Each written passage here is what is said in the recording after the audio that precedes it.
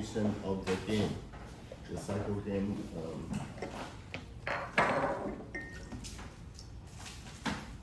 In the semiconductor manufacturing.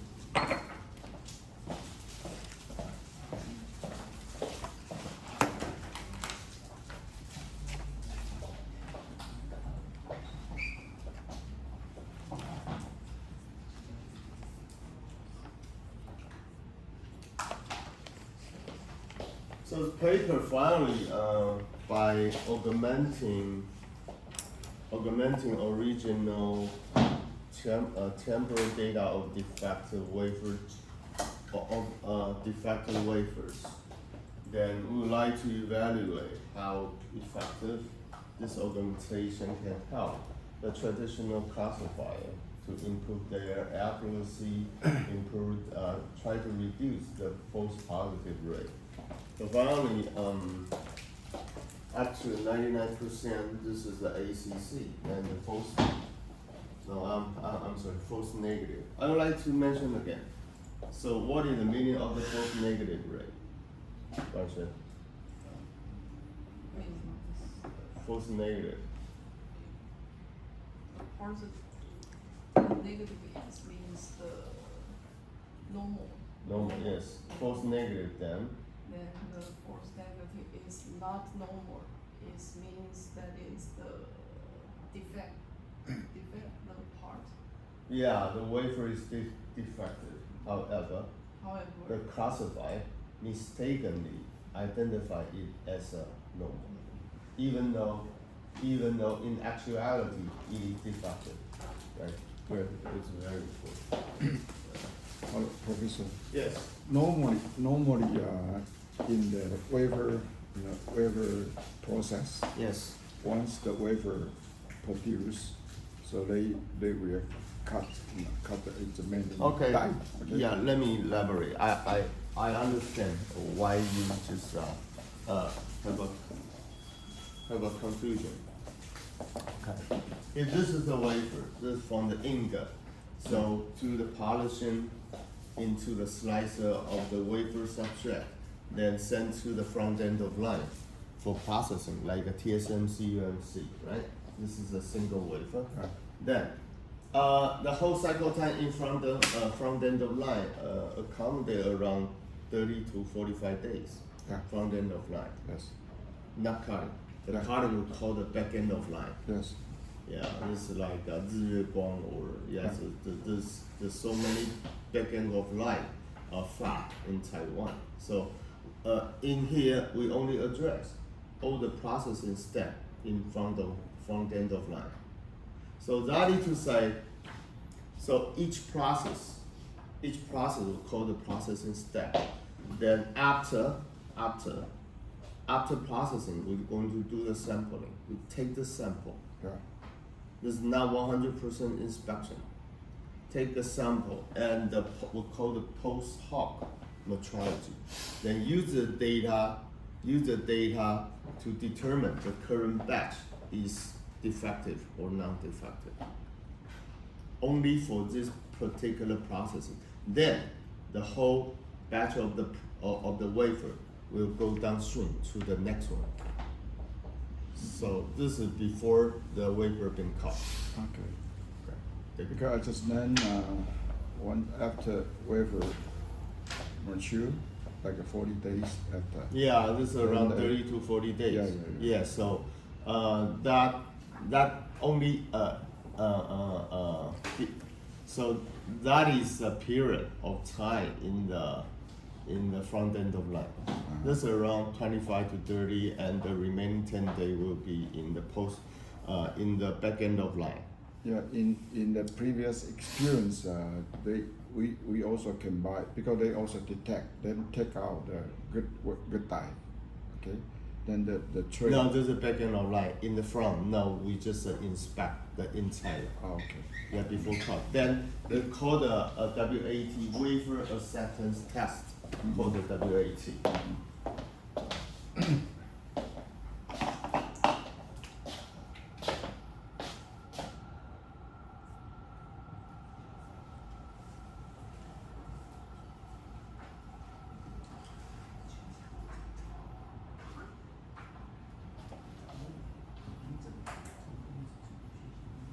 And there's two different process and a different fabrication plan. Totally different from the front end. Totally in the different class of the clean room. And the chip program.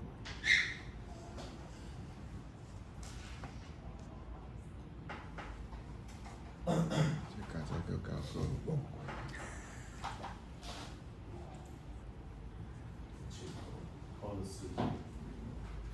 And the wafer acceptance test, I mean, is check the not data, like function electricity. First of all, is to check the electric.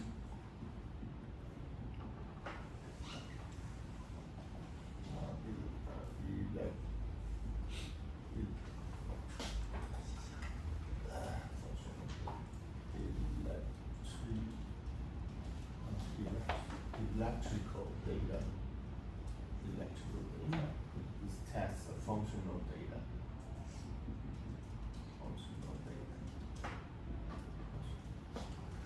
Then electricity, you just use a probe card, and put in the radical and just to test the function is normal or not. First of all, we check the basic electronic property. Then after this is passed, and then you proceed to the chip probing. So text is the function, and then the whole process will mark if there's a identify as a malfunctional die. They will put a laser mark on the surface of the wafer. When we cut into the dices, and those malfunction die will be discarded. It will not send to the packaging. Yeah. But sometimes we can buy the substrate with the defect substrate. For And then- what purpose? Yeah, and then detect again. Oh, okay. Yeah, to do some sorting. Okay. Detect. So it belongs to the backend of line. Yeah. Thank you. So yeah, let's move. So there's some detail I will skip. So this is for your personal. So this is the processing step, which is known as SVID. So three-dimensional information status variable called the status variable identifier as status variable V. SVID identification called the row trace data. So it is collected from the install sensor or so typically the data configuration data. This is the dimensional 3D. 3D cube of the row trace data.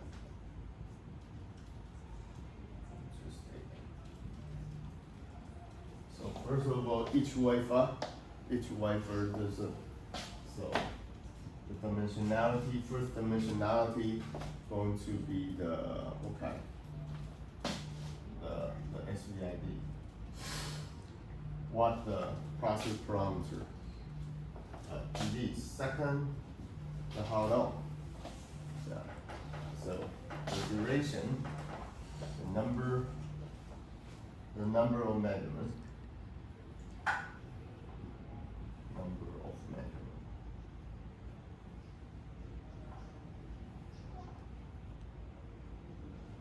The last one called the number of wafers, since this is a batch of the wafer. Number of wafers.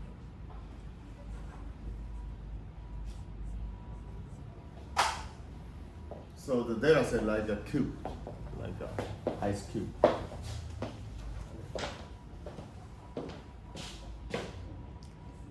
So the professor, the first negative ray is same idea, same concept of the Type 2 error. type of error. Type 2 error. But usually the type of error should be 5%, right?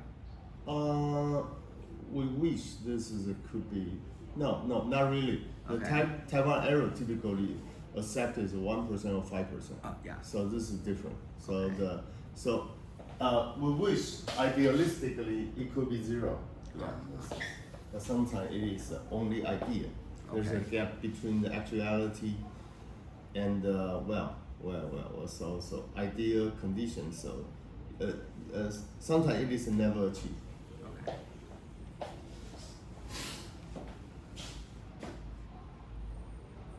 Then there's some detail I would like to skip for your personal reading. So yeah, let me show you some. Yeah, like this I mentioned in the paper. This is WAT and the two program. Yeah, this I mentioned right here.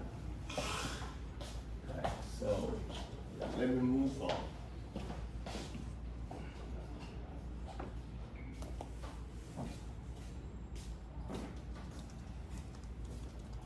Okay, then we talk about the cycle again. The cycle, that means there's since there's two class of the wafer data. One is okay, the other is no okay. Normal and abnormal. In this paper cycle again, this is 2020. This is quite recent paper. This is really a breakthrough. Even though back in the 2015, at that time, the GAN, the Generated Adversarial Network, just released. So this is a totally breakthrough. However, the paper, no, not the model suffered being so easy to collapse.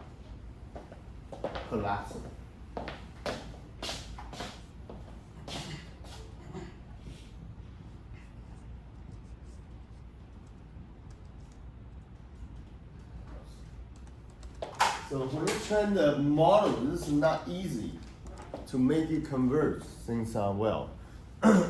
Sometimes there's two different loss function. You need to make a trade-off to try to search for the compromise between the generative loss and the adversarial loss. Sometimes this is so the ideal solution never found. So this is the problem. Then later in the 2020, the cycle gain solved this kind of problem. Yeah, this is it showed the better convergence property. Yes, and we'll be employing the generator synthesize the row trace data. So we'll only focus on the abnormal data.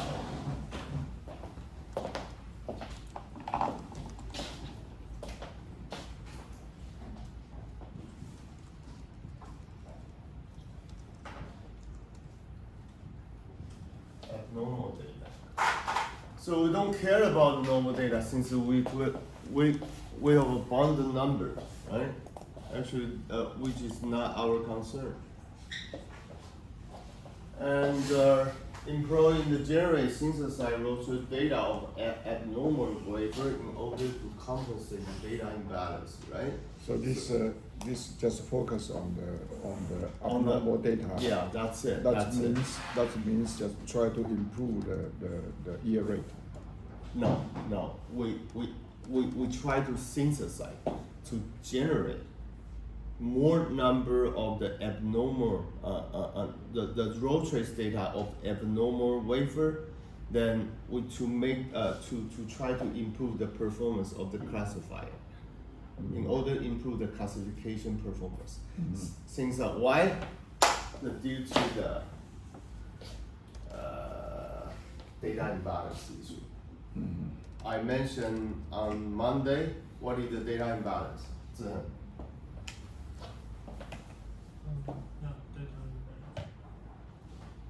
Why the data imbalance will cause a problem in classifier? Why? Yi-Jian? Because if we want to something we want to focus on, but the data volume will be the model key. So when we perform the training, there will be some problems. Why? Yeah, because there's no sufficient number of knowledge input into the model. You never learn. Yeah, the AI or deep learning like a baby. the garbage in and the garbage out. There's nothing to be learned from current data set. How can you expect to be intelligent, right? So can we say that the data imbalance, if the high failure rate, then we need more data to train. If the the failure rate is low, then we maybe need less data to train. I will necessary to say what is mentioned is 100% correct. Why? If in a quite advanced soda, a narrow technology like less than 2 nanometer, so we only expect to improve the yield rate, right? So the current yield rate less than 2 nanometer, maybe only set a 65 to 70 yield rate. Yeah, yeah. So for this situation, we try to improve the ACC from the yield rate to 65 to 80, 80 to 85, Yeah. right? So this is different. That's why we can make at least the yield rate is greater than 80%. It is profitable. However, for this kind of well-established process, like a 7 nano or even later, like a 25 nanometer technology. So the yield rate is over 90 or even 98, above 90, 95. So the yield rate is so high. So what is the purpose? What is the purpose for detection? What do you think of that? Yunjia, in the really high yield technology, and then what is the major purpose for FDC? Yunjia. Yeah, sure. You want to detect that. You try to achieve the zero defect condition. So that's how. So in such a circumstance, even though you have a 98 ACC, actually I don't care. I would like to see how capable you are able to identify defective wafer. Right? So, Yes. since we are dealing with the imbalance case, but so how many portion in the end should be? Okay, I will show you. Okay. I will show you. Yeah, sometimes it's not 100%. Like it's not necessary to be so. Like if this is 100, for example, this is okay, this is abnormal, and this is only 5, for example. So sometimes it is not necessary to augment 95 to make it balance. No, not necessary. Yes. So that's why the classify learn enough, not stop it, to avoid overfitting, right? So even though you just make a 100, 100, 95 is synthesized. We call it augmented, which is virtual. Sometimes you just oversampling or overlearn to make a classifier. You have to make a classifier has a propensity to believe most of artifacts we call the overfitting. So this is a problem.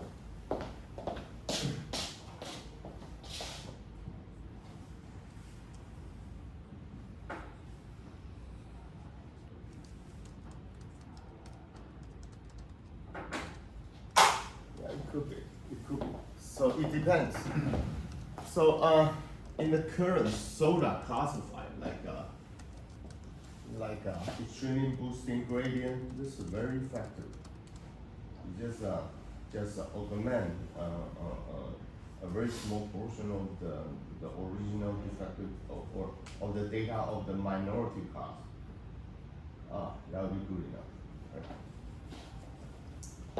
Okay, so the challenge is, this is the temporal data, and then we would like to use image-based generating model. This is the challenge. See what I'm saying? What is challenge? Again, is for generating image, right? then we like to use for generating data. This is the challenge. Okay. So why just somebody going to criticize? Why don't you use some augmentation methodology that is well suited or designed for the temporal data? So sometimes they have some limitation. So in the early stage of this research, since it is quite stable, it is capable capturing. Yeah, let me show you. The capturing the local refinement. Look at this fluctuation, quite flexible, fluctuates so much up and down. And look at that. Look at the scale, 2,000 to 7,000. This is from the 0.2 to 200,000. Look at the scale, totally incommensurable. See what I'm saying? So, wow. So typical augmentation designed for temporal data, sometimes it doesn't work so well. That's a how, that's a why. We would like to treat this as like image-like data. So we're going to try. Is a cycle game is really capable or not? Okay, let me go back. So this is the reason why.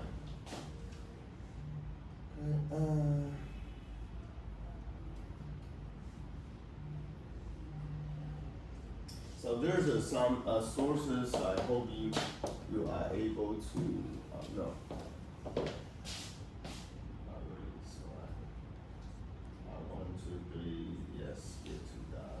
So right here. Okay. FDC cycle game.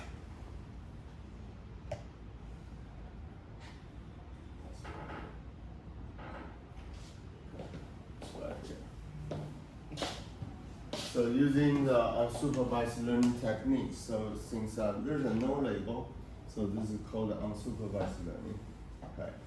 So the machine learning can classify as supervised and unsupervised. In between, there's another type. Do you know what is the name of that? Semi-supervised, or you can call the SSL, self-supervised.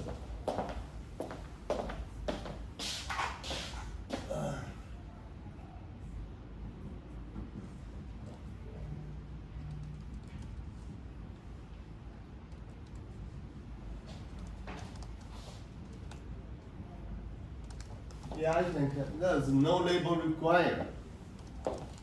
So this is a bunch of the image, like we have a zebra, we have a rabbit, we have a horses. Then how can we just differentiate the between different species?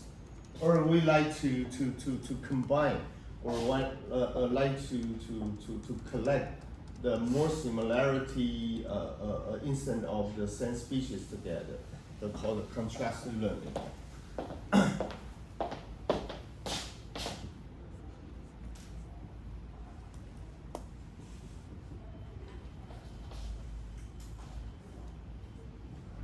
Contrastive learning. By this, contrastive learning, though, we like to, based upon the original image, we transform into the latent space.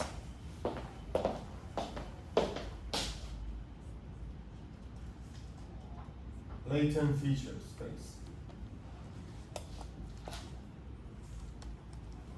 10. So what is the latent feature? So this is related to the autoencoder. What is the latent? It's a vector that can. This is really representative of the data, right? Latent vector, right, in the middle. So this is input, this is output in the middle. This is the most representative of the feature vector of the data. So we just transform the target image into the latent space, or called the embedding.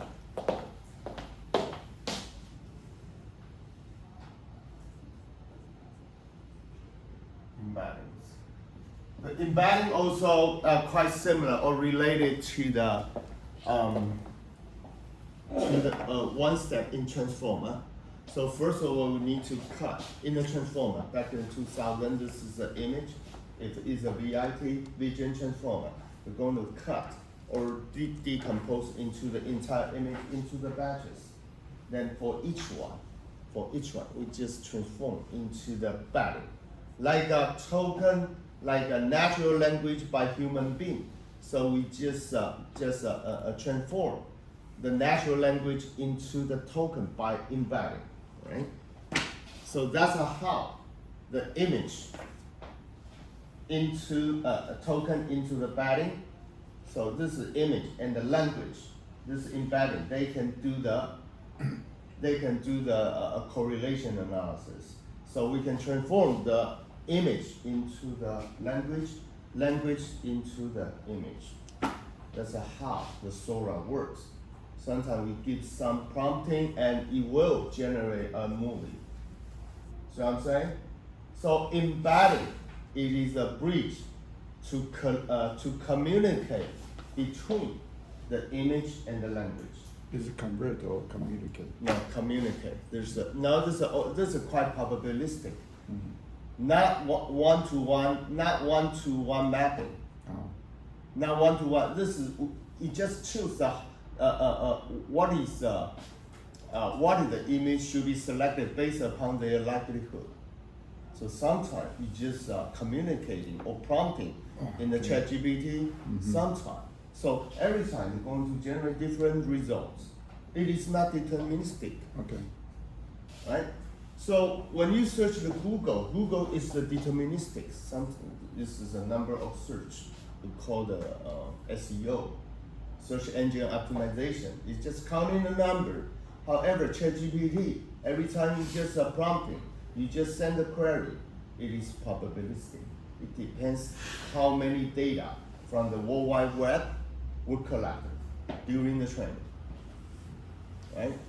Okay. Back to here. Yeah, this is quite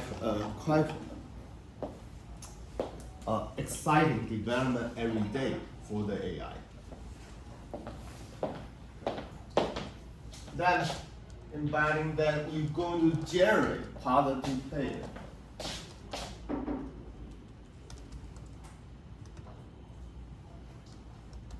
Like if the X is the input instance, call it plus. Positive. This is like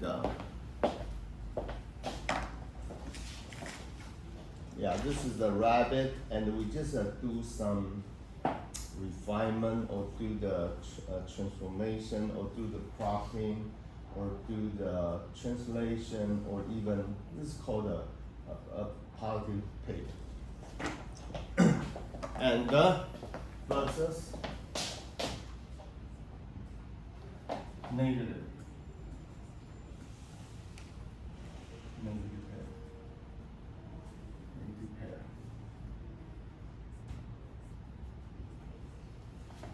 Yeah, this is the input of a horse and the input of a rabbit. So then we have a positive pair and negative pair. So how can we separate different? How can we separate the image of the different species? Cross entropy. Cross entropy apply, and then we try to update. We try to update the parameter.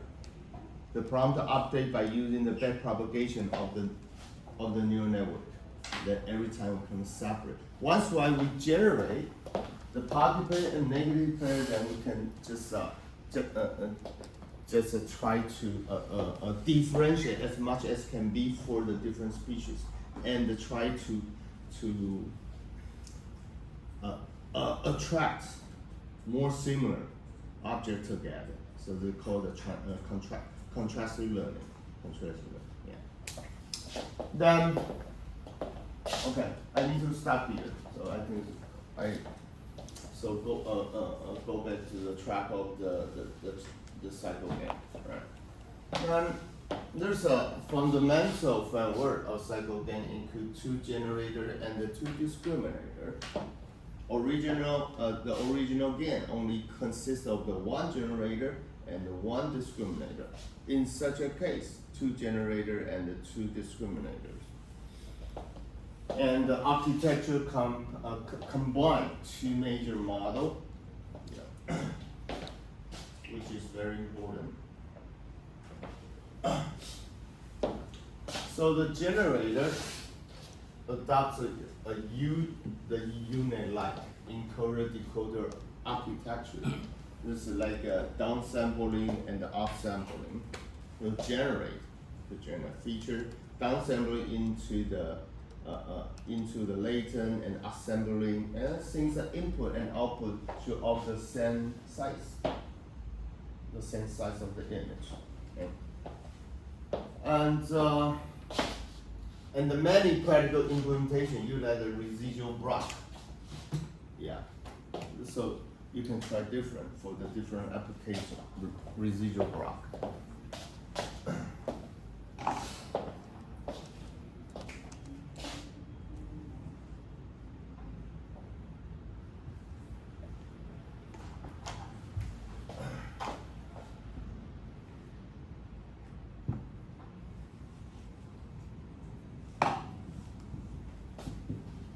Last time Mr. Fu shared a book, right? Yeah, this is quite introductory. It's a highly recommended for reading. This is a good reference book. And right. So, and discriminator like a judge. I'm policeman. Yeah, you are thief. So don't you just fuck. Or I'm the real painter. I'm Da Vinci. I would like to differentiate what is a real painting or fake. So execute discriminator called a patch game. So back in 2017. So yeah, it's a history. Not only just come from nowhere. So it is incremental development based on the past theory and the experimental design and study. So the patch game, discriminator.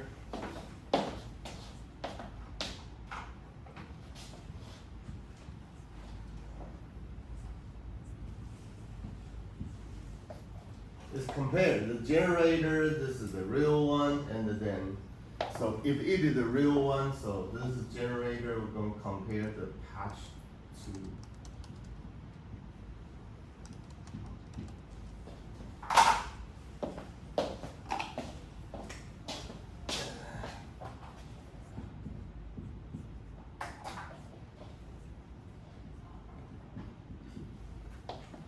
Then, so if this is let me use a different color.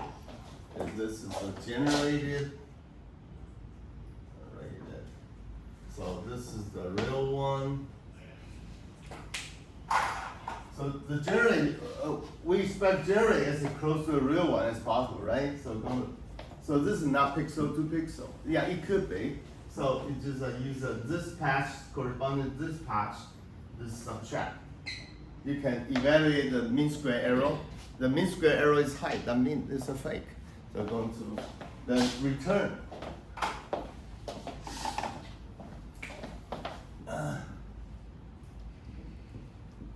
It could be this is so small. So this is 0, the 0, and the 0, and the 0, 0, 1, 0, 0, 0, 1. So we just evaluate the mean square error. So the mean square error low, that means this is this is closer to the real one than pass. So if it is a real high, like there's so many one, that means the generator is not close enough to the real one. So how can we do that? We're going to update the parameter of the discriminator and generator to make the next episode that can generate more real-like image. So let's try to update the parameter by using backpropagation upon the discriminator and generator to. So it means agree and put into more data. No, just a train. We Train. just try to find a better solution for the parameter for the neural network.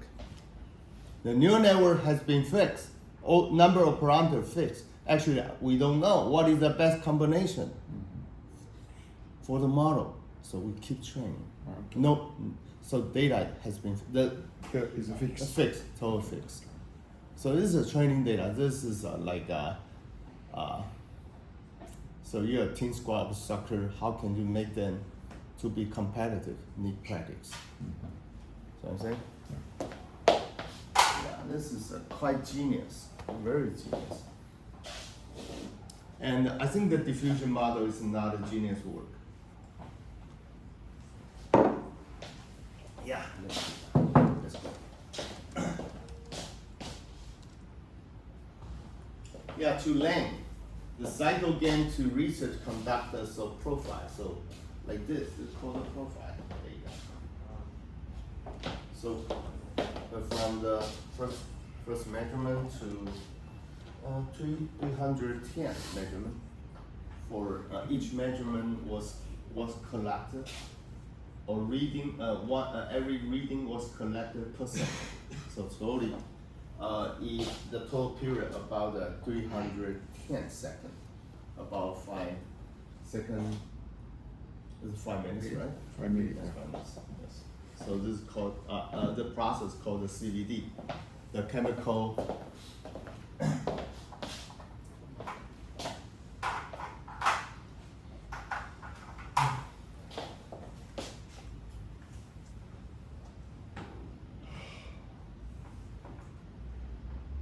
CVD, vapor, VAPOR, chemical vapor deposition. Deposition.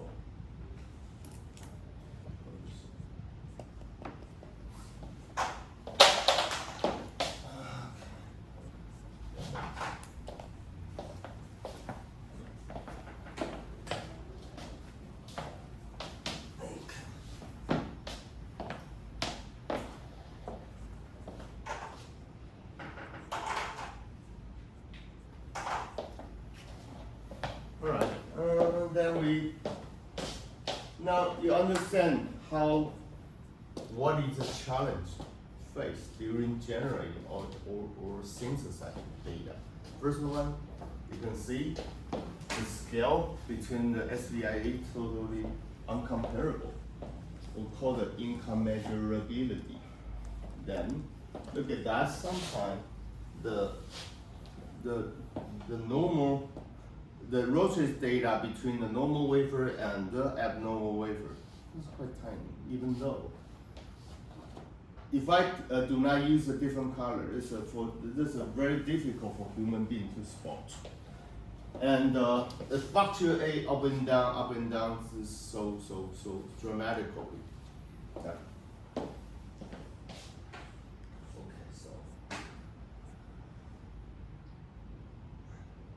So this is a true strategy. So this first, no, it's only 309 seconds, the wafer 1, wafer 2, wafer 3.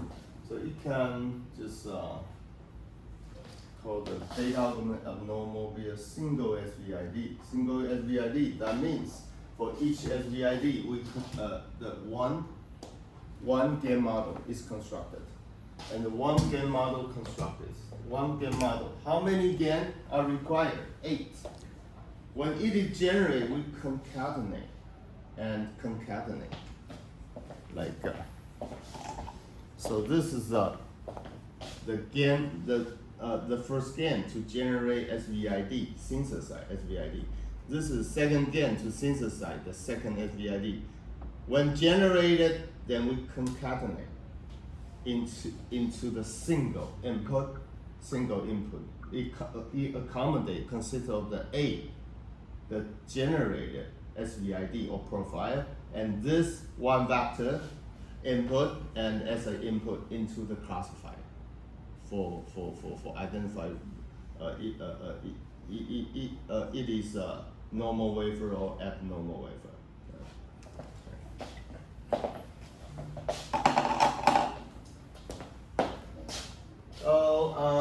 So we have a 665 good, and this is a 15. This is the training data. Only have a 15 in the game model for training.